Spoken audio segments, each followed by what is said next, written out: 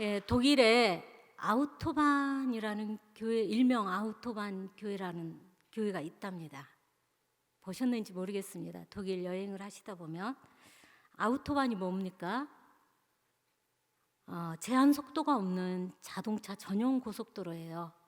전국으로 독일의 전국에 깔려져 있는 고속도로 위에 카펠레라는 작은 교회, 기도처 같은 곳이 우리나라의 조름 쉼터처럼 참으로 아름다운 아주 작은 교회들이 고속도로, 아우토반 고속도로 곳곳에 세워져 있답니다.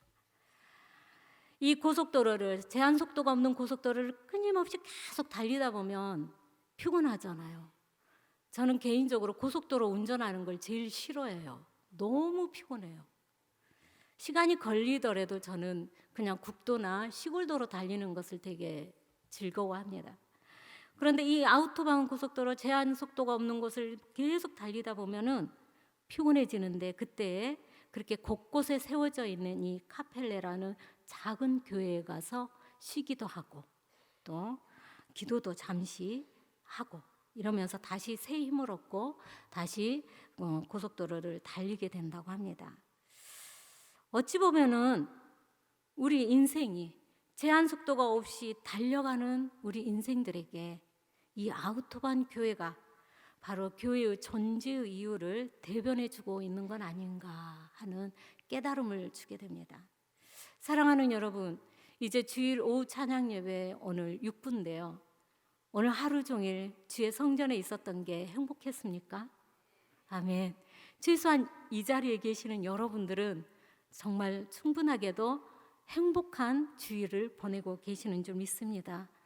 그런데 저도 아이 셋을 데리고 어렸을 때 보면은 주일날 아침이 너무 바빠요. 너무 바빠요. 그래서 교회도 가기 전에 벌써 아이들에게 짜증을 내고 있어요. 빨리빨리 준비하지 않는 아이들에게 제가 화를 내고 있는 제 모습을 봅니다. 주일이면은 기쁜 마음으로, 행복한 마음으로 교회를 향해서 가야 되는데 아이 셋과 실갱이를 하다 보면 지치고 때로는 아이들에게 화를 냈던 그 분이 가라앉지 않는 상태에서 교회를 가고 있는 제 모습을 보게 됐습니다. 혹시라도 이 가운데에도 오늘 오전에 아침에 주의 성전에 오기 위해서 어김없이 분주하게 준비하고 일찍이 무거운 마음으로 오셨더라도 돌아가시는 걸음은 행복하고 가벼운 마음으로 돌아가시기를 주님의 이름으로 축복합니다. 그런데 저희 교회에 이렇게 제가 특히 이제 새가족을 맡고 있다 보니까 우리 교회에 새로 오신 분 아니면 다른 교회에서 신앙생활하다 오신 분들, 이분들의 얼굴을 제가 살피는 버릇이 있어요. 한 주 만나고 두 번째 주 만나고 매주 만날 때마다 그분들의 표정을 제가 읽으려고 애씁니다. 그런데 처음에 올 때는 얼굴이 무거운 얼굴이에요. 낯설고 긴장돼서 그러겠죠. 그리고 과연 내가 이 교회에서 뿌리를 내려도 될까? 나름대로의 반신반의하면서 뭔가 살펴보려고, 정말 하나님의 전에 예배를 드리고자 온 게 아니라 뭔가 내가 이제 이곳에서 다시 한번 새롭게 시작해도 될까? 아직 마음이 온전하게 신뢰가 되지 않는 상태에서 오시게 됩니다. 그러다 보니까 얼굴 표정이 굳어 있어요. 긴장되어 있어요. 그런데 둘째 주, 셋째 주 지나고 나면 긴장이 조금씩 풀려가요. 그래서 마지막 주, 네 번째 주쯤 되면은 정말 편안한 마음으로 교회에 들어오시는 모습을 보게 됩니다. 특히 넷째 주쯤 되면 이제 새가족 예배 수료하잖아요. 저희들이 수료할 때 꼭 소감을 말씀 부탁드립니다. 그럴 때 넷째 주까지 한마디도 말 안 할 것 같았던 사람들이 마이크 딱 주면은 미안할 정도로 자신의 이야기를 하고 싶어서 하시는 분들이 있어요. 그런 모습을 보고 그분들을 이제 교구로 떠나보낼 때 저희 새가족부는, 새가족 사역을 하시는 모든 분들은 그때 그분들을 통해서 힘을 얻어요. 아, 하나님이 이 일을 하도록 우리를 맡기셨구나. 교회의 무거운 마음으로, 불편한 모습으로, 뭔가 아직은 온전하게 그 마음이 실리지 않는 굳어진 표정으로 왔던 이분들이 우리의 섬김을 통해서 이 교회가 나의 가족이 되는구나, 내가 손님으로 나그네로 온 걸음이 아니라 이곳에 내가 가족이 되는구나, 이곳이 나의 집이구나, 조금씩 조금씩 깨달아가는 그들의 모습을 보고 저희들은 하나님 앞에 영광을 올려드립니다. 사랑하는 여러분, 교회를 바라볼 때 설렜던 적 있습니까? 교회를 바라볼 때 지금도 기쁩니까? 교회를 생각만 해도 가슴이 벅차오르고 뭔가 콕 집어 말할 수 없는데 왠지 교회만 생각하면 풍선이 부풀어 오르는 것처럼 행복해지는 적 있습니까? 아니, 지금도 그렇습니까? 질문하고 싶습니다. 아멘 하시는 분 주님의 이름으로 진심으로 축복합니다. 막상 교회에 가보면은 여전히 마음에 안 드는 집사님이 눈에 보이고요, 여전히 못마땅한 모습들이 여기저기 눈에 띄에도 불구하고 오늘따라 목사님이 피곤했는지 설교 말씀도 오늘도라 내 마음을 그리 촉촉하게 흡족시켜주지도 않고, 그렇게 그리 만족스럽지 아니할지라도 오늘 성전에서의 여러분의 하루는 어땠나요? 주일은 복된 날인데 이 교회를 통하여서 예수 그리스도의 충만한 것들을 누리고 채우고 돌아가야 참 그리스도인이 아닐까요? 그래서 초대교회 당시에는요, 다음과 같은 말들을 지혜자들이 교회 공동체에 했습니다. 하나님을 아버지로, 교회를 어머니로, 그리고 우리 옆에 앉아 계시는 성도님들을 가족처럼 느낄 수 있는 사람이 진정한 그리스도인이다 라고 말입니다. 오늘 시편 133편은 교회에 대한 아름다운 찬양입니다. 우리 표제어를 한번 읽어보겠습니다. 성경에 위에 133편 옆에 써 있어요. 표제어가 함께 하겠습니다. 다윗의 시 곧 성전에 올라가는 노래, 이렇게 쓰여 있습니다. 이 아름다운 찬양을요, 공동 번역으로 다시 한번 제가 읽어드릴게요. 모니터 띄워줘 보세요. 한번 읽어보세요. 제가 읽어드리겠습니다. 이다지도 좋을까, 이렇게 즐거울까, 형제들 모두 모여 한때 사는 일, 아론의 머리에서 수염 타고 흐르는 옥깃으로 흘러내리는 향긋한 기름 같구나. 헤르몬 산에서 시온산 줄기를 타고 굽이굽이 내리는 이슬 같구나. 그곳은 야훼께서 복을 내리시는 곳, 그 복은 영생이로다. 여러분, 향긋한 기름이 같구나라고 비유했는데 무엇을 이렇게 비유했어요? 오늘 보니까 형제들이 함께 모여 함께 한때 사는 모습이 마치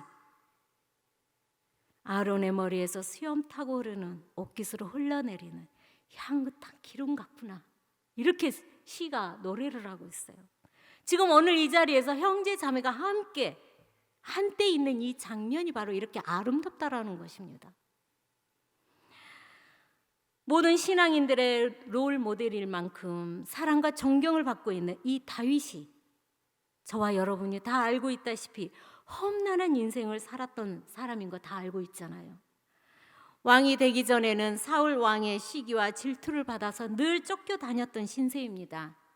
알고 보면 그는 두 발을 편안하게 펴고 잤던 시간보다도 쪽잠으로 보냈던 시간들이 더 많았을 험난한 세월들을 이기며 살아온 사람이죠. 뿐만 아니라 전쟁에서 또 여러 번 죽을 고비도 넘겨야 했고, 목숨보다도 사랑했던 친구도 잃어버렸고, 가지 많은 나무에 바람 잘 날 없다고 여러 명의 부인과 자녀들로 인해서 하루가 평안한 날이 언제 있었겠습니까? 하물며 사랑했던 자식이 자신의 가슴에 못을 박는 일들도 겪어야 했고, 참으로 험악한 세월을 보낸 왕이 다윗 왕입니다. 그럼에도 그는 이 여호와 신앙 가운데 통일 왕국의 대업을 이루었으니 이제 편안하게 살만도 하잖아요.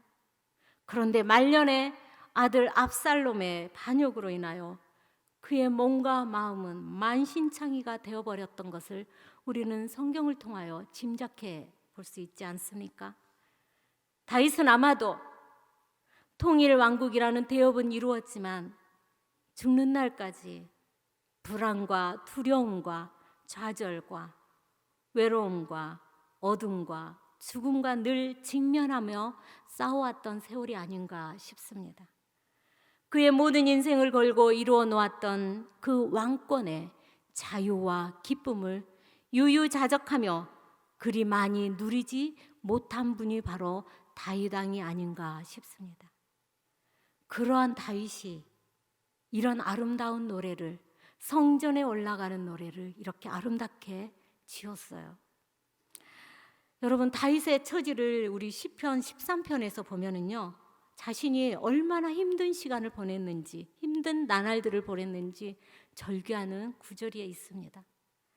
나의 영혼이 번민하고 종일토록 마음에 근심하기를 어느 때까지 하오며 내 원수가 나를 치며 자랑하기를 어느 때까지 하리이까. 여러분이 시편을 읽다 보면 이러한 다윗의 가장 인간적인 절규의 기도를 많이 접해볼 수가 있을 것입니다.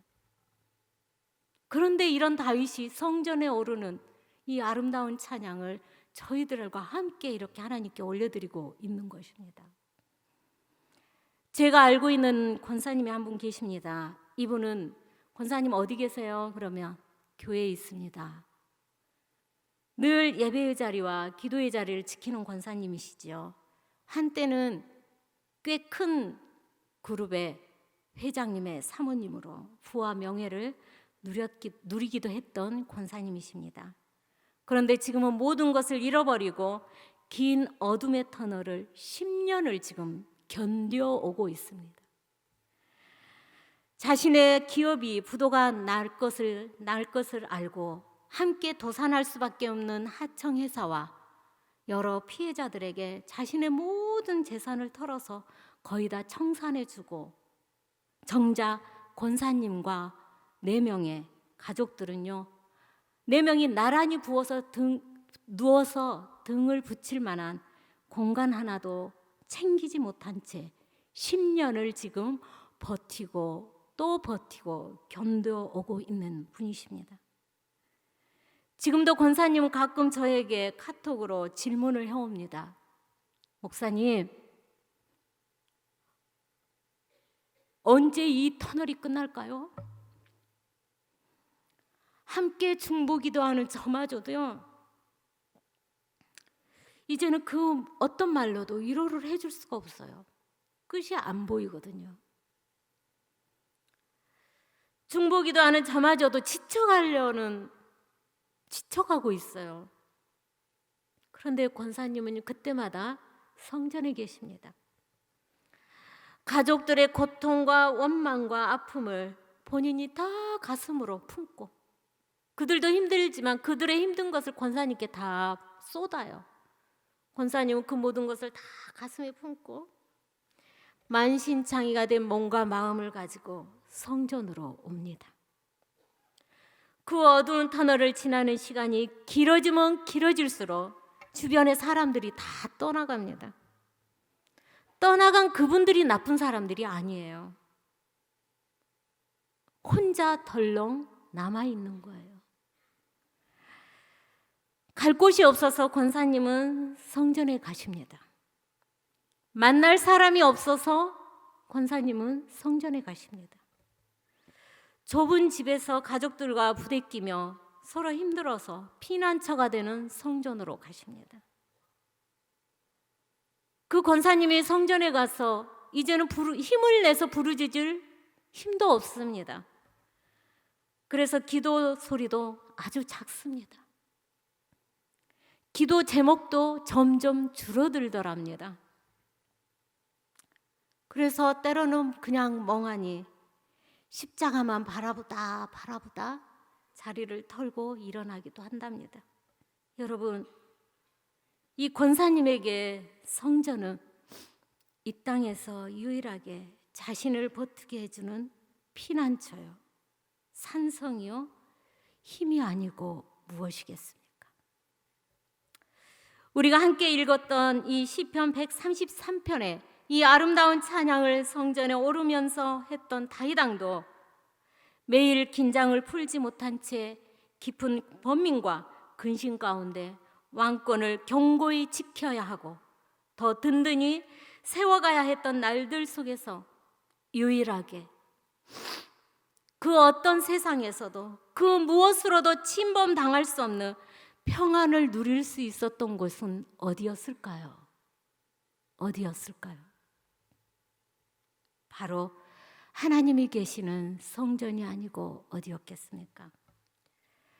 다윗은 이 성전에서 하나님 앞에 위로와 치유와 회복과 평안을 맛볼 수 있었습니다. 그러하기에 성전에 오르는 다윗의 걸음은 날마다 행복한 노래로 그 걸음을 뗄 수가 있었던 것입니다. 다윗은 성전에서 누리는 이 기쁨과 은혜를 표현하기 위해서 보배로운 기름, 헐몬의 이슬이라는 두 가지의 비유를 들었습니다. 먼저 이 보배로운 기름은 이스라엘의 충만의 상징입니다. 이스라엘에서는요, 제사장의 임직식 때 최상의 값진 향유를 그의 머리 위에 부어줍니다. 제사장의 머리 위에 그 향유를 부을 때 제사장의 수염을 타고 온 몸으로 흘러내리면서 그 임지식에 있는 모든 성도들 가득한 그 성전에 그 향유의 향내가 가득합니다. 이것이 바로 하나님의 임재의 충만함을 상징하는 것이죠. 모든 성도들이 그 향내를 같이 맡으면서 하나 되는 의미를 함께 나누게 됩니다. 또한 하나님께서는 이 기름 부으심, 이 성전에 똑같이 동일하게 성령의 기름 부으심으로 우리에게 부어주신다 약속했습니다. 바로 성령의 기름 부으심을 통해서 우리 모두가 지치고 상한 심령들이 소생하게 되며 함께 하나님의 임재에 나아가며 영광을 올려드리게 되는 것입니다. 이러한 축복이 바로 이 성전에 있는 줄 믿으시기 바랍니다.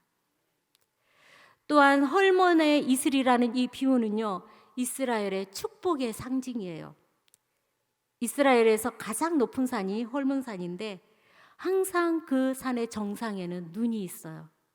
그래서 이 헐몬산에서 그 이슬이 풍성하게 눈이 내려 있는 그곳에서 물이 되어서 게울로 산 밑으로 흘러내려서 갈릴리와 요단으로 흘러가게 됩니다.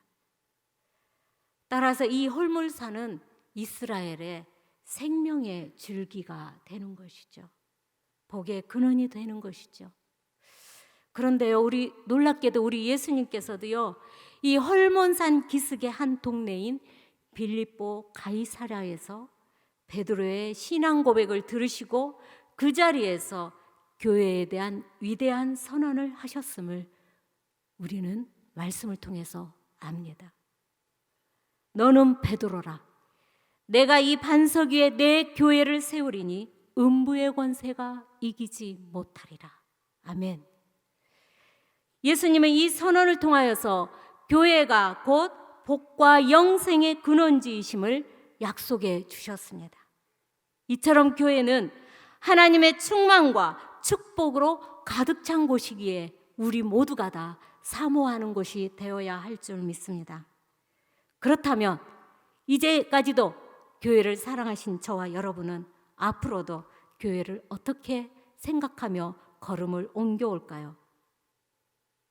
아마도 많은 사람들은 교회보다 더 내 가정을 더 소중하게 여길지도 모르겠습니다. 그런데요, 신학자들은 이렇게 말합니다.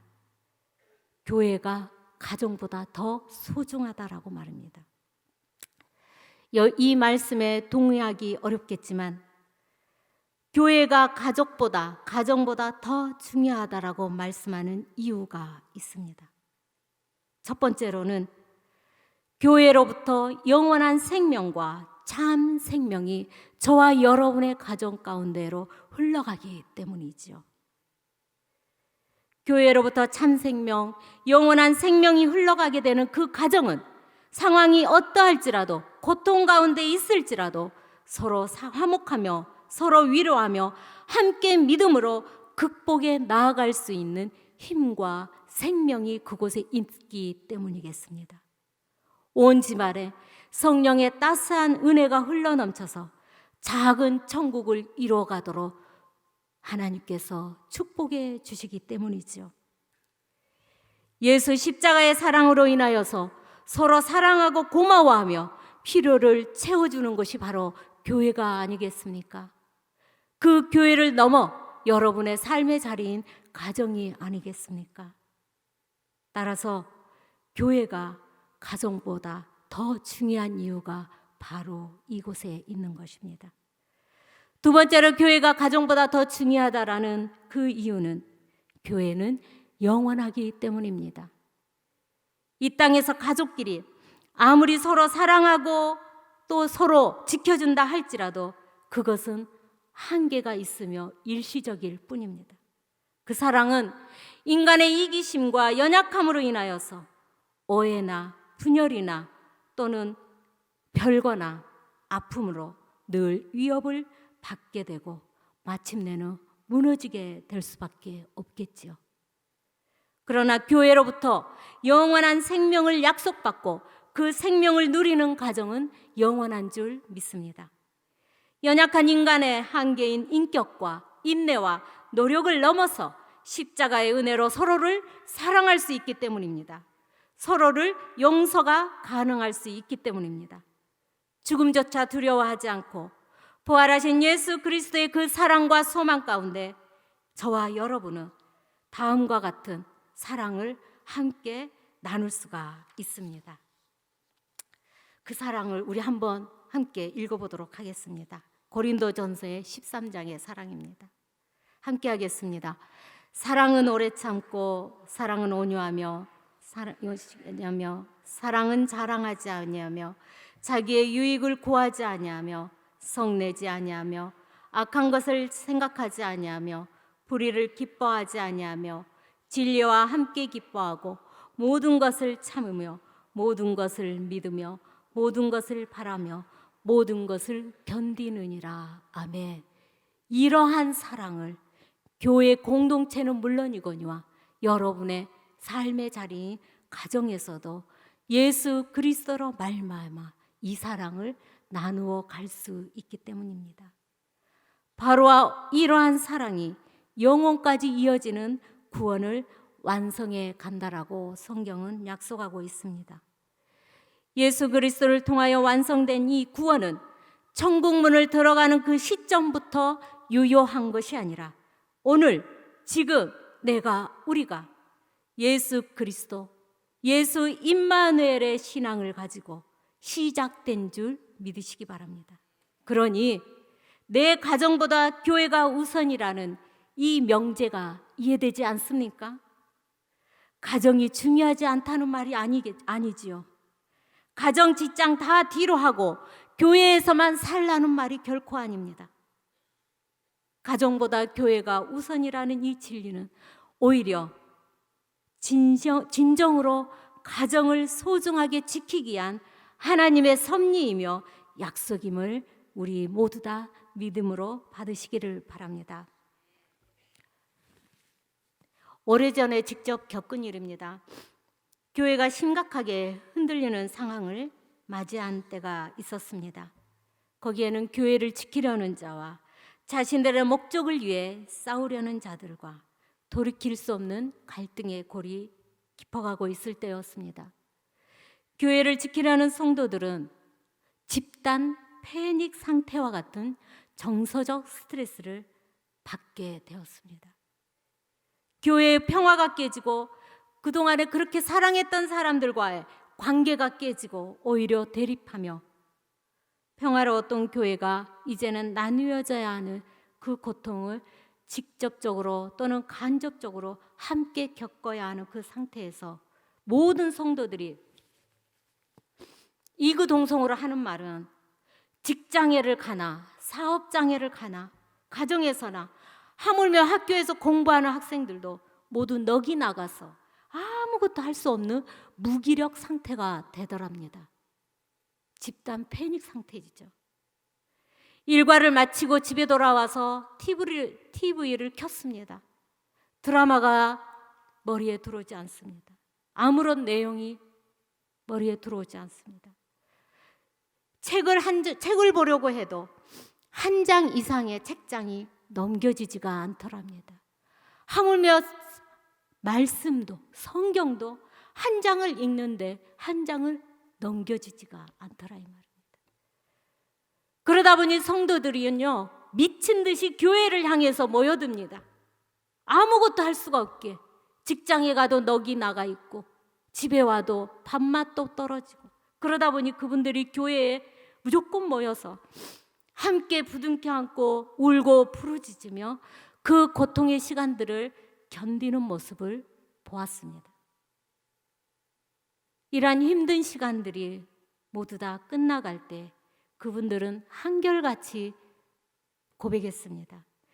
교회가 평안해야 자신들과 자신들의 삶이 평안하다는 것을 너무나도 많은 대가를 치르고 깨달았습니다. 우리 안산제일교회도 내용은 다르겠으나 고통의 시간들을 모든 공동체가 함께 버티고 견딘 시간들이 있었던 걸로 알고 있습니다. 원로 목사님의 갑작스러운 위중과 그 투병 생활, 그로 인하여서 교회에 대한 존립에 대한 여러 불안함, 간절함, 이러한 모든 것들이 여러분의 일상을 뒤로한 채 틈만 나면 교회로 달려왔던 시간들이 있는 줄 믿습니다.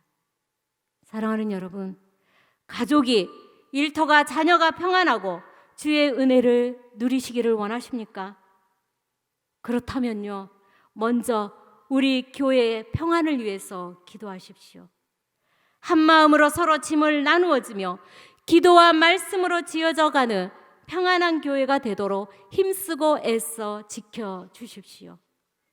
교회 중심적인 삶을 절대로 그 고삐를 놓치지 마시기를 바랍니다. 교회로부터 하나님의 은혜의 충만과 복이 흘러넘치도록 교회를 사랑하십시오. 온 가족들이, 모든 성도들이 보배로운 기름처럼 사랑의 향내를 내뿜게 되고, hormon의 이슬처럼 사람을, 상황을, 문제를 소생시키시는 축복의 통로가 이 교회임을 믿으시기를 바랍니다. 한 단란한 가정에 예기치 않은 불행이 닥쳤습니다. 40대 후반인 가장이 폐암 말기로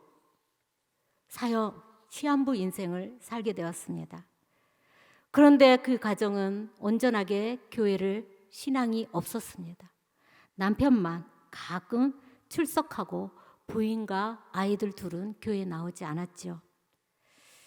그럼에도 교회는 이 가정을 위해서 함께 기도하고 찾아가고 함께 돌봤습니다. 결국에 이 성도님의 임종의 순간을 맞이하게 되었습니다. 그 자리에는 아이들 둘과 아내와 몇몇 성도님만이 함께 있었습니다. 그런데 성도님은요, 몹시 괴로운 모습으로 눈을 편안히 감지를 못하는 거예요. 안간힘을 써서 저에게 무언가 할 말이 있듯이 계속 눈으로 말하는 거예요. 처음에는 저도 눈치 못 챘습니다. 그러나 너무나 그 표정과 눈빛이 애절해서 다시 세심하게 쳐다보면서 눈치챘습니다. 제가 성도님의 손을 잡고 염려하지 마세요.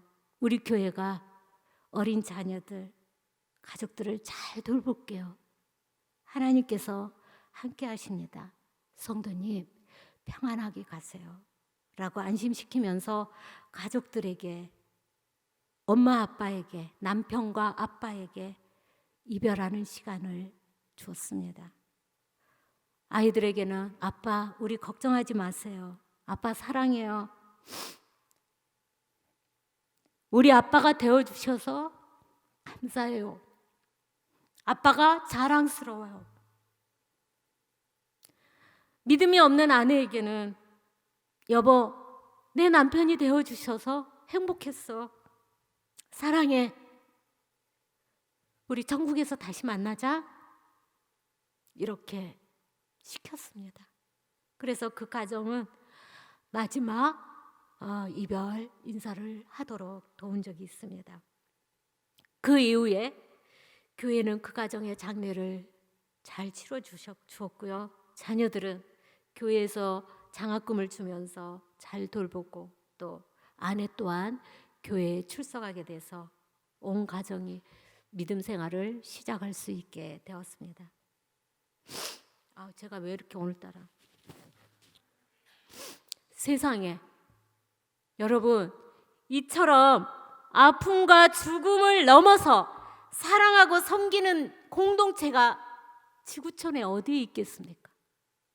오직 한 군데, 저와 여러분이 지금 매주 달려오는 이곳, 교회가 아니고 어디겠습니까? 세상 혈육의 가족을 뛰어넘어서 하나님의 사랑으로 맺어진 이 가족들이 있는 곳, 이 교회로부터 영원한 생명이 흘러나와서 내가 살고 우리 가정이 살고 저와 여러분이 살고 나아가서는 세상이 살아나게 될 줄 믿습니다. 오라, 우리가 여호와의 산에 올라가서 하나님의 전에 이르자. 율법이 시온에서부터 나올 것이요 주께 힘을 얻고 그 마음에 시온의 대로가 열릴 것이라. 여호와께서 시온에서 내게 복을 주실지어다. 너는 평생에 예루살렘의 번영을 보며 내 자식의 자식을 볼지어다. 아멘. 사랑하는 여러분, 우리 안산제일교회를 소중하게 여깁시다. 교회에서 온 식구들이 여호와를 예배하는 일, 하나님을 경외하는 일을 최우선으로 사모하며 지켜 나아갑시다. 십자가 사랑에 감격하여 서로 섬기고 용납하고 짐을 나누어지며 말씀과 기도로 함께 지어 나아갑시다. 이것이 바로 이 땅에 교회를 세우신 하나님의 뜻이요 사랑임을 기억합시다. 우리 가정이 살아나고 내가 살아나고 세상의 소망의 이유가 되는 이유가 바로 이곳 이 교회에 있기에 우리 주님이 머리가 되시는 이 교회, 우리 모두는 한 지체를 이루고 있는 이 교회에 오르는 기쁨이 어찌 다윗의 노래로만 끝내겠습니까? 저와 우리 모두의 노래가 되기를 주님의 이름으로 축복합니다. 마지막으로 이런 교회 되게 하소서라는 찬양이 있어요. 제가 노래를 잘하면 불러드리겠는데 가사로만 여러분에게 들려드리겠습니다. 이런 교회 되게 하소서. 진정한 예배가 숨쉬는 교회, 주님이 주인이 되시는 교회, 믿음의 기도가 쌓이는 교회, 최고의 찬양을 드리는 교회, 말씀이 살아 움직이는 교회, 성도의 사랑이 넘치는 교회, 섬김과 헌신이 기쁨이 되어 열매 맺는 아름다운 교회, 주님의 마음 닮아서 이웃을 사랑하는 교회, 주님의 영광을 위해서 빛 대신 주님 전하는 교회, 사랑의 불꽃이 활짝 피어나 날마다 사랑에 빠지는 교회, 주께서 사랑하는 우리 교회가 바로 이런 교회가 되게 하소서. 아멘. 기도하겠습니다. 사랑의 아버지 하나님, 하나님을 아버지라 부를 수 있다는 것이 십자가의 사랑과 부활의 소망이신 주님이 나와 우리 모두의 믿음의 주가 되신다는 사실이 얼마나 고귀한 사랑이요 기쁨이요 소망이 되는지요. 이 구원의 감격과 아버지의 사랑의 심장이 식어지지 아니하도록 날마다 성령의 기름을 부어 주시옵소서. 주의 사랑 안에서 믿음의 형제들이 모두 모여 한때 사는 일이 이다지도 좋을까, 이렇게 즐거울까 노래하는 성전이요 가정이요 일터가 되게 하여 주옵소서. 하나님께서 시온에서 약속의 말씀과 성령의 기름 부으심으로 성도의 가정마다 모든 만남마다 일터마다 보배로운 기름이 흐르게 하시고 헐몬 산의 이슬이 덮이게 하심으로 하나님께서 약속하신 복을 누리게 하시고 영원한 생명에 이르게 하여 주시옵소서. 아버지의 집인 우리 교회와 구역 식구들, 봉사자들, 만나는 믿음의 사람들이 보라 형제가 연합하여 동거하며 어찌 그리 선하고 아름다운 거라며 함께 노래하게 하여 주시옵소서. 성도들과 함께하는 사역과 모든 관계 속에서도 아론의 수염에서 흘러내렸던 보배로운 기름이 흘러 넘치게 하시고 시온의 산들에 내렸던 이슬이 덮이게 하심으로 이 안산 땅에 이 고잔뜰에 하나님께서 심어주신 교회와 삶의 자리에서 시편 133편이 구현되는 오늘이 되게 하여 주시옵소서. 이 모든 말씀을 예수님의 이름으로 기도합니다. 아멘.